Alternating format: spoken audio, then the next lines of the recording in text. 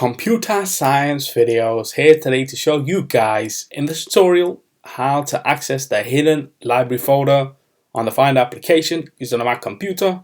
Without further ado, let us start the video. So in this tutorial, you need to have access to a Mac computer, have access to the Find application, which is built into the Mac computer.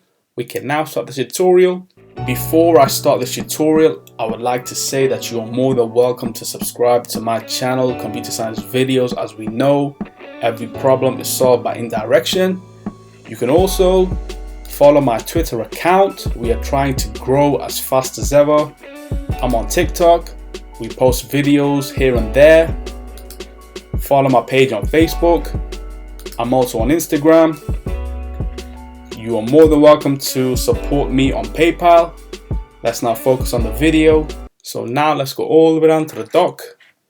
Go to the Find application. Now let's go to the toolbar. Go to Go. And what we will do is now click on the Option key. And there we should see the library folder pop up. If I release the Option key, it vanishes. It's now visible. Click on Library. And there we go. So this is all hidden within your Finder. You just need to know how to navigate to this folder. We can also use terminal commands to navigate to this folder. However, the main reason as to why they have this folder as part of hidden, because they wish for you to not access this very easily, as some people may delete files and folders from here, which can then become problematic.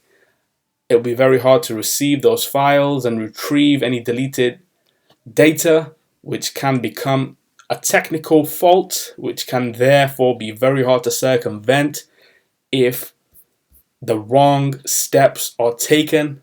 So that's why the library folder is always hidden. If you need it, Option key, click on it, navigate to it. You can delete the caches if you need to. That'll be a whole nother video, so stay tuned for that.